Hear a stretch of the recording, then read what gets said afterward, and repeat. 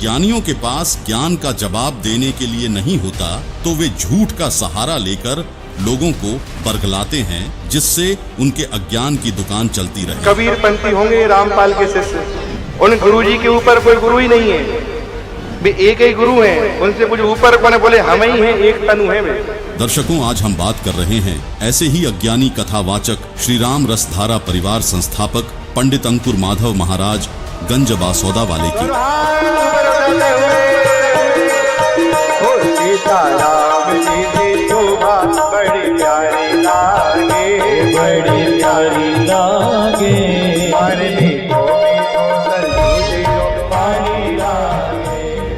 जिन्हें धर्म शास्त्रों का ज्ञान तो है नहीं और बताने चले गुरु की पहचान, जिनका कहना है कि गुरु वह है जिनके माथे पर तिलक हो और उसकी गुरु परंपरा हो। तो जहाँ पिछली 10 पीढ़ियों का वर्णन हो उसे परंपरा कहा जाता है। अब जिसके ऊपर परंपरा ही ना हो उसे काहे का गुरु? गुरु के ऊपर भी गुरु होना चाहिए, वही गुरु परंपरा कहलाती है। और जहाँ गुरु सर्वोपरि अपने आप को ही सर्वमान्य कर दे कि हमसे ऊपर कोई नहीं है, हम ही सबके गुरु हैं, तो वहां से भाग लो। समझ लो कि यहाँ पे केवल और केवल पाखंड है, दूसरा कुछ नहीं है। अभी कली काल में एक ऐसा ही पंथ चल रहा है जिनके गुरुजी तो जेल में बंद हैं, लेकिन उनके जो कट्टर शिष्य हैं बहुत ही दिव्य हैं। इस गांव में भी होंगे भगवान की कृपा से, कबीर पंथी होंगे रामपाल के शिष्य, उन गुरुजी के ऊपर कोई गुरु ही नहीं है, वे एक ही गुरु हैं, उनसे कुछ ऊपर कौन है, बोले हम ही हैं, एक तनु है वे। बोले सृष्टि जब से आरंभ हुई तब से हम ही हैं। तो भैया बड़ा विडंबना है, तो इसलिए बच के चलो। इसलिए हम आपको लक्षण बता रहे हैं कि पहले माथे पे तिलक देख लेना और उनसे पूछ लेना, महाराज जी आपके गुरु कौन है? तो वो हैं। उनके कौन है? तो वो हैं। जब आपको ऊपर 4-5 गुरु के नाम मिल जाए ना, तब सोचना कि हाँ सही बात है, ये अपने धर्म के गुरु हैं, तो उनके चरणों में लेट जाना, समझ लेना यही सच्चे गुरु हैं। तो इन महाशय को बता दें, इस विषय में संत शिरोमणि कबीर जी ने कहा है, कंठी माला सुमरनी पहरे से क्या होए, ऊपर ढूंढा साध का अंतर राखा खोए। अर्थात कोई मौन रखता है, कोई शरीर के ऊपर भस्म लगाते हैं, कुछ सिर के ऊपर लंबे लंबे बाल रखते हैं, मस्तिष्क के ऊपर तिलक लगाते हैं, कोई गले में माला डालते हैं, कोई वस्त्रों को लाल रंग से रंग कर साधु बन जाते हैं। जनता उनको पूर्ण संत मानने लगती है, उनकी पूजा करने लगती है, लेकिन उनके पास कोरा अज्ञान होता है। यानी परमात्मा इस प्रकार के बाहरी आडंबर करने से नहीं मिलता और न ही यह गुरु के लक्षण है। रही बात गुरु परंपरा की, तो गुरु परंपरा तो आवश्यक है, लेकिन गुरु परंपरा के निर्वाह मात्र से कोई अधिकारी गुरु यानी पूर्ण गुरु हो जाए यह सिद्ध नहीं हो जाता, क्योंकि गीता अध्याय 15 श्लोक 1 में स्पष्ट किया गया है कि पूर्ण गुरु अर्थात तत्वदर्शी संत वह है जो संसार रूपी उलटे लटके हुए वृक्ष के सभी विभागों को वेदों अनुसार बताता है कि मूल रूपी परमात्मा कौन है और उससे निकलने वाले तना, डार, शाखा, पत्ते आदि कौन है। साथ ही गुरु के लक्षण बताते हुए कबीर परमेश्वर ने कबीर सागर अध्याय जीव धर्म बोध के पृष्ठ 1960 में कहा है कि गुरु के लक्षण 4 बखाना। प्रथम वेद शास्त्र का ज्ञाता, दूजे हरि भक्ति मन कर्म वाणी, तीसरे समदृष्टि कर जानी, चौथे वेद विधि सब कर्मा, यह 4 गुरु गुण जानो मर्मा। अर्थात पूर्ण गुरु वह है जो वेदों तथा अन्य सभी ग्रंथों का पूर्ण ज्ञानी हो। वह वेदों के अनुसार परमात्मा की भक्ति मन कर्म वचन से स्वयं करता है और करवाता है, तथा उसकी करनी और कथनी में कोई अंतर नहीं होता।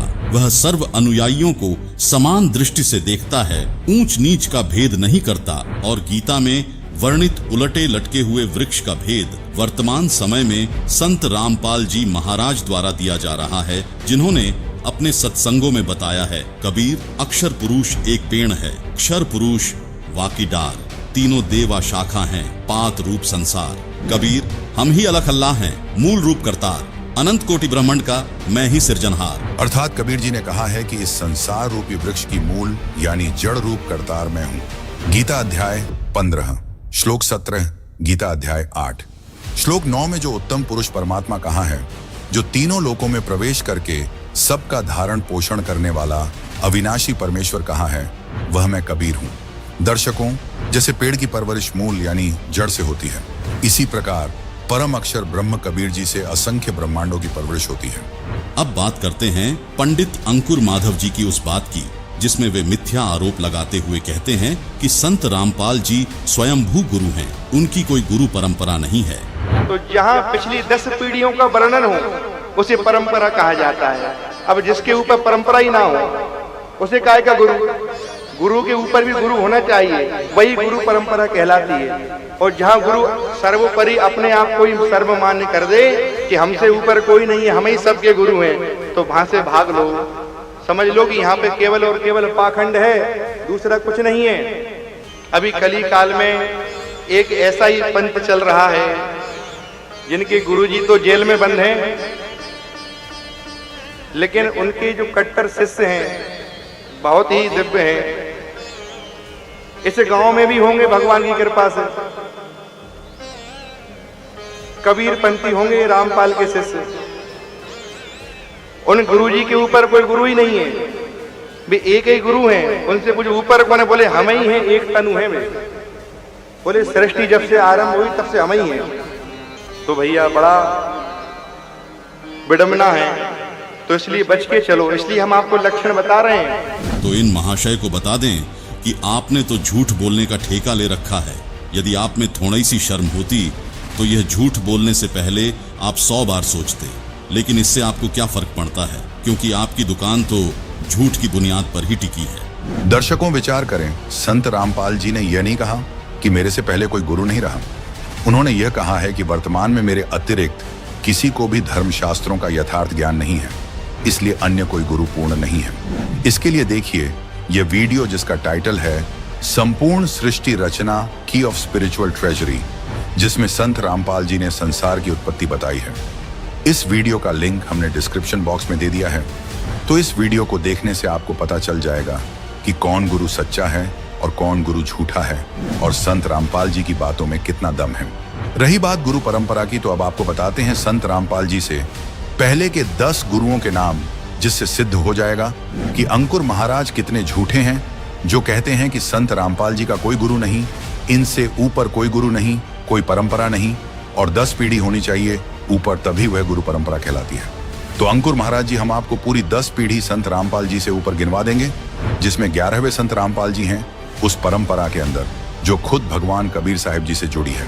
तो चलिए हम ही आपको बता देते हैं संत रामपाल जी महाराज की गुरु प्रणाली। बंदी छोड़ कबीर साहिब जी काशी उत्तर प्रदेश वाले, जो कि स्वयं परमात्मा हैं, जिनकी गवाही वेद तथा परमात्मा प्राप्त संतों ने दी है, वे सन 1727 में फाल्गुन मास की शुक्ल पक्ष की द्वादशी को आदरणीय संत गरीबदास जी महाराज गांव छुनानी, जिला झज्जर, हरियाणा को मिले। उन्हें नाम उपदेश देकर अपना शिष्य बनाया, जिसके बाद संत गरीबदास जी महाराज के शिष्य संत शीतलदास जी महाराज गांव बरहाना, जिला रोहतक, हरियाणा, संत ध्यानदास जी महाराज, संत रामदास जी महाराज, संत ब्रह्मानंद जी महाराज गांव करौंथा, जिला रोहतक, हरियाणा, संत जुक्तानंद जी महाराज, संत गंगेश्वरानंद जी महाराज गांव बाजीतपुर, दिल्ली, संत चिदानंद जी महाराज गांव गोपालपुर धाम, सोनीपत, हरियाणा, संत रामदेवानंद जी महाराज तलवंडी भाई, फिरोजपुर, पंजाब हुए, जिनसे संत रामपाल जी महाराज को सन 1988 में नाम उपदेश प्राप्त हुआ। वही स्वामी रामदेवानंद जी महाराज ने सन 1993 में सत्संग करने और सन 1994 में नाम उपदेश देने का आदेश संत रामपाल जी महाराज को प्रदान किया। यानी इस पूरी गुरु परंपरा में संत रामपाल जी महाराज 11वें गुरु हैं। अब दिखाते हैं कि परमेश्वर कबीर जी से लेकर इस दास तक हमारी कैसे लाइन जुड़ी हुई है। सबसे पहले परमेश्वर कबीर जी स्वयं आकर आदरणीय गरीबदास साहिब जी को मिले, और आदरणीय गरीबदास साहिब जी ने अपना एक शिष्य श्री शीतलदास जी महाराज बनाया और उनको ये कंप्लीट कोर्स दे दिया। उनसे प्रतिज्ञा ले ली थी, आगे किसी को तू जिक्र भी नहीं करेगा, केवल एक शिष्य को जाने से कुछ समय पहले ये दे देना, और वो स्वयं जाप कर सकता, दूसरे को नहीं बताएगा, उसको प्रतिज्ञा दिलाना। अब दास की जो परंपरा में सीधा चला आ रहा है, कबीर साहब से गरीबदास जी के पास, गरीबदास जी के बाद शीतल दास जी महाराज, गांव बराना, जिला जज्जर, वर्तमान में उनका एक छोटा सा समाधि आश्रम बना हुआ है। ये देखिएगा, ये भक्ति बोध नामक एक पुस्तक है, इसमें आपको हमने ये सारा छपवा रखे है। ये देखिएगा, मेरी गुरु प्रणाली, बंदी छोड़ कबीर साहब जी महाराज, काशी उत्तर प्रदेश। क्योंकि सतगुरु भी थे कबीर परमात्मा, लेकिन परमात्मा भी थे। बंदी छोड़ गरीबदास जी महाराज, छुड़ानी, जिला जज्जर, हरियाणा में। शीतल दास जी, संत ध्यानदास जी, संत रामदास जी, इनके चेले संत ब्रह्मानंद जी, कनौथा में इनकी एक छतरी बनी हुई है। संत जुगदानंद जी महाराज, संत गंगेश्वरानंद जी महाराज, ये 8 में, बाजितपुर दिल्ली में इनका आश्रम है। और 9वां है संत चिदानंद जी महाराज, मेरे दादा गुरु जी, गोपालपुर धाम, सोनीपत हरियाणा में, खरखौदा के पास। संत रामदेवानंद जी महाराज, तलवंडी भाई, फिरोजपुर पंजाब में। और ये 11वां ये दास रामपाल दास। यहाँ तक हमारी प्रणाली सीधी जुड़ी हुई है, जिससे अज्ञानी कथावाचक पंडित अंकुर माधव महाराज झूठा सिद्ध होता है। दर्शकों, आप सभी इस कथा से परिचित हैं कि जब राजा परीक्षित को 7वें दिन सर्प के काटने से मौत होनी थी, तो उस समय श्रीमद् भागवत सुधा सागर के लेखक महर्षि वेदव्यास सहित पूरी पृथ्वी के ऋषि महर्षि एकत्रित हुए थे, जिन्होंने कथा करने की हिम्मत नहीं की थी, क्योंकि 7वें दिन परिणाम आना था। तब उस समय स्वर्ग से सुखदेव ऋषि को बुलाया गया था। तो अब जरा इन महाशय से कोई पूछे कि फिर आपको कथा करने का किसने अधिकार दे दिया, जो आप कथा करते फिर रहे हो। दर्शकों, इन अंकुर महाराज की झूठ की दुकान यहीं तक सीमित नहीं है। ये अपने प्रवचनों में दशरथ पुत्र श्री राम को पूर्ण ब्रह्म बताते हैं और कहते हैं कि राम जी कालों के काल हैं, सबके बाप हैं, उनसे बड़ा कोई नहीं है। देखिए अंकुर महाराज की ये वीडियो। राम जी कौन है? पूर्ण ब्रह्म। जहाँ पूर्ण ब्रह्म होता है उसमें बदलाव नहीं आता, बाकी सब में परिवर्तन हो सकता है, पूर्ण ब्रह्म में कभी परिवर्तन नहीं आता। राम जी मूल तत्व है, तत्वों के तत्व है, प्रकाश का प्रकाश है, प्राणों के प्राण है, देवता के देवता है, कालों के काल है, सबके बाप है राम जी। फिर राम से बड़ा कोई नहीं। सुना आपने इस अज्ञानी के अज्ञान को। इससे तो यही पता चलता है कि अंकुर महाराज को अपने ही शास्त्रों का ज्ञान नहीं है। ऐसा हम इसलिए कह रहे हैं क्योंकि हम सभी जानते हैं कि त्रिलोकीनाथ श्री विष्णु जी 3 लोक, स्वर्ग लोक, पृथ्वी लोक और पाताल लोक के भगवान हैं। वे ही नारद राजर्षि के श्रापवश त्रेता युग में अयोध्या के राजा दशरथ के घर माता कौशल्या से जन्मे थे। यानी श्री विष्णु उर्फ श्री राम 3 लोक के भगवान हैं। जबकि पूर्ण ब्रह्म तो असंख्य ब्रह्मांडों का मालिक होता है। वही श्री राम को अपने कर्म दंड यानी श्राप को भोगना पड़ा। जब भगवान ही श्राप भोगने लगे तो अपने भक्तों के कर्म फल को कैसे मिटा सकते हैं। दूसरा, अंकुर जी श्री राम को कालों का काल, उनसे बड़ा कोई नहीं है बता रहे हैं। तो हम सभी इस कथा से भी परिचित हैं कि जब श्री रामचंद्र जी अपने पुत्रों लव व कुश से युद्ध में हार गए और सीता जी ने उन्हें देखने से भी मना कर दिया, तब रामचंद्र जी दुखी होकर अयोध्या के साथ बह रही सरयू नदी में जल समाधि ले ली थी, यानी नदी में डूबकर उनकी मृत्यु हुई थी। साथ ही श्रीमद् देवी भागवत पुराण के 3 स्कंध अध्याय 5 पर श्री विष्णु जी उर्फ श्री रामचंद्र जी ने श्री दुर्गा जी की स्तुति करते हुए कहा, तुम शुद्ध स्वरूपा हो, ये सारा संसार तुम्ही से उद्भासित हो रहा है। मैं विष्णु, ब्रह्मा और शंकर, हम सभी तुम्हारी कृपा से ही विद्यमान हैं। हमारा आविर्भाव अर्थात जन्म और तिरोभाव अर्थात मृत्यु हुआ करता है, अर्थात हम तीनों देव नाशवान हैं। केवल तुम ही नित्य हो, जगत जननी हो, प्रकृति देवी हो। अब स्वयं विचार करें कि जिसकी स्वयं मृत्यु होती हो वह कालों का काल कैसे हो सकता है, बल्कि वह तो काल के अधीन कहलाया। फिर आगे श्रीमद् देवी भागवत इसी प्रकरण में भगवान शंकर बोले, देवी यदि महाभाग विष्णु तुम्ही से प्रकट हुए हैं तो उनके बाद उत्पन्न होने वाले ब्रह्मा भी तुम्हारे ही बालक हुए।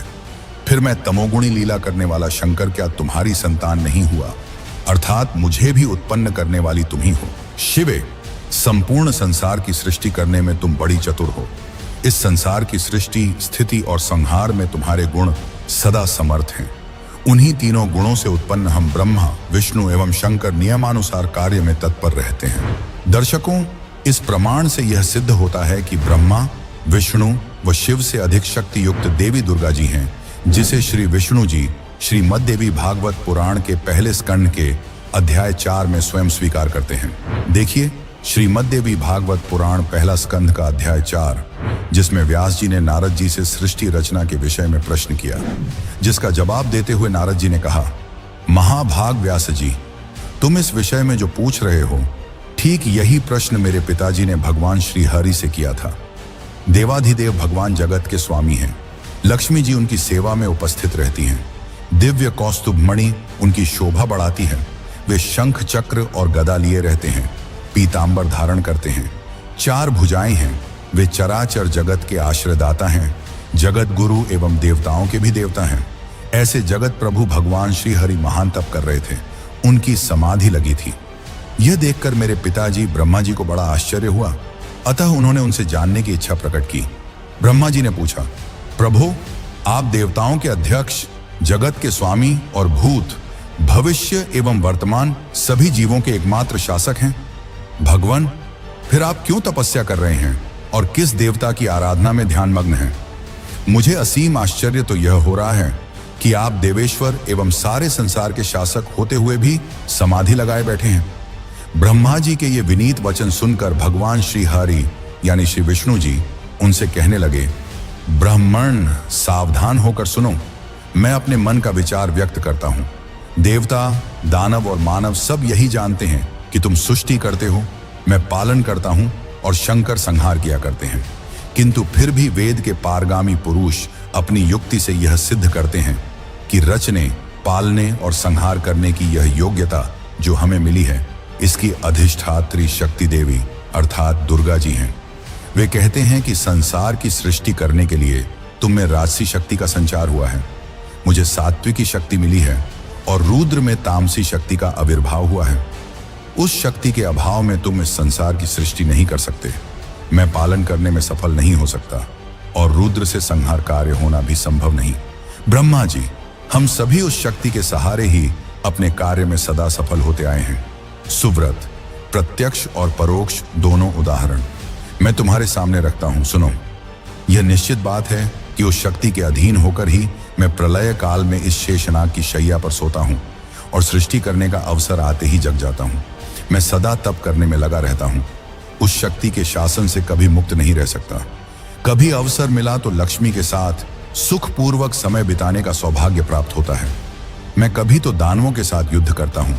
अखिल जगत को भय पहुंचाने वाले दैत्यों के विकराल शरीरों को शांत करना मेरा परम कर्तव्य हो जाता है।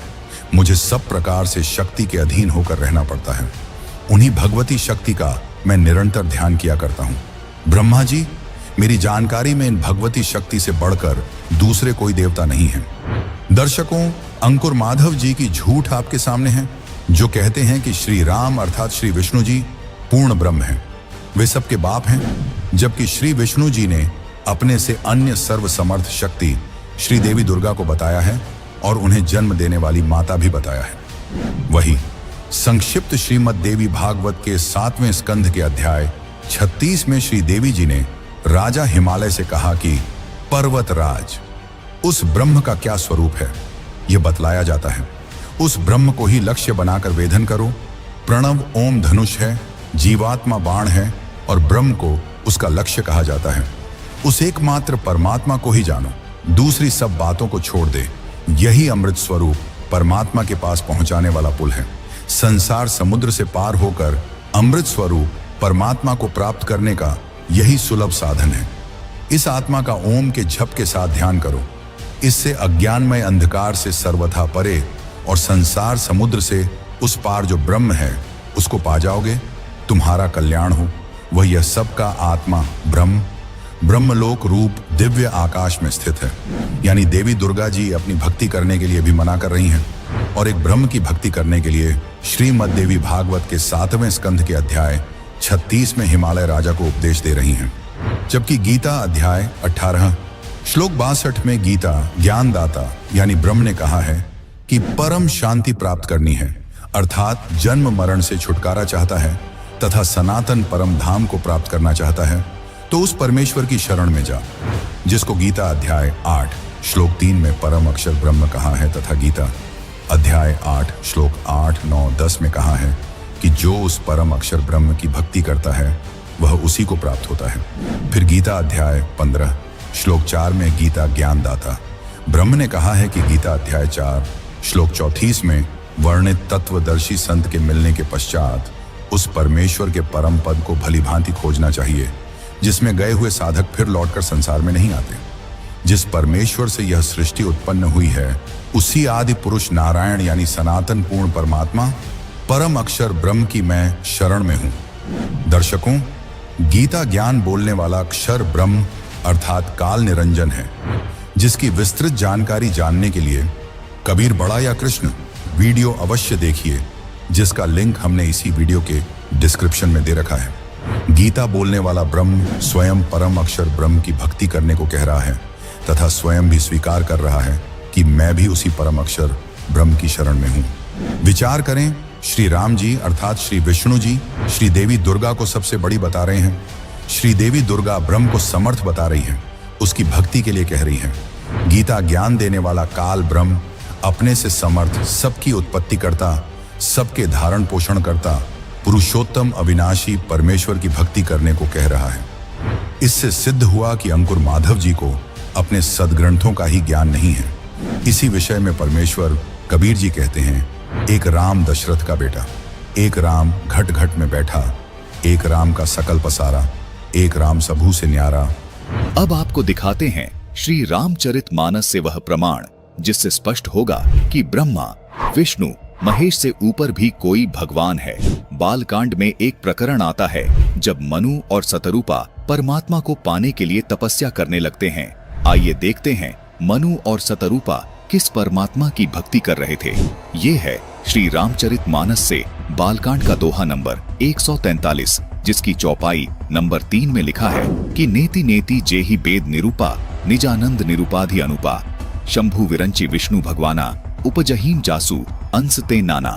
जिन्हें वेद नेति नेति यानी यह भी नहीं कहकर निरूपण करते हैं, जो आनंद स्वरूप, उपाधि रहित और अनुपम हैं, एवं जिनके अंश से अनेकों शिव, ब्रह्मा और विष्णु भगवान प्रकट होते हैं। वेदों में जिसको पूर्ण परमात्मा बताया गया है, वो पूर्ण परमात्मा इतना समर्थ है कि ब्रह्मा, विष्णु और महेश उनके अंश से आत्म रूप में प्रकट हुए हैं। यहाँ स्पष्ट है कि ब्रह्मा, विष्णु और शिव पूर्ण परमात्मा नहीं है। जिसके अंश से ये तीनों देवता उत्पन्न होते हैं वो पूर्ण परमात्मा है। रामचरितमानस में कहा है कि ईश्वर अंश जीव अविनाशी, चेतन अमल सहज सुखरासी, यानी ईश्वर से ही उत्पन्न होने के कारण आत्मा अविनाशी है, यानी आत्मा कभी नहीं मरती। जिस परमेश्वर से जीव आत्मा उत्पन्न हुआ है वह परमेश्वर अविनाशी, चेतन, निर्मल और स्वभाव से सुख की राशि है। लेकिन सब जीवों के शरीर नाश हो जाते हैं, जिसका समर्थन गीता अध्याय 15 श्लोक 16 भी करता है।